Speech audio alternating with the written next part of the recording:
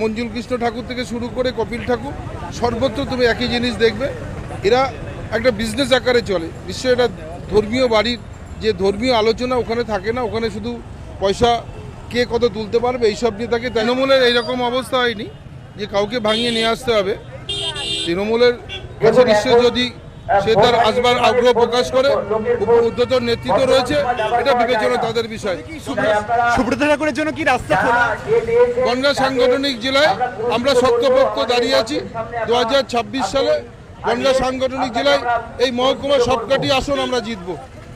এখন উপরের নেতৃত্ব যেভাবে দু ভাইয়ের প্রকাশ্যে কোন কি বলবেন? না, এটা তো আজকের না, এটা আজকের প্রকাশ্যে এসছে চিরদিনীতে।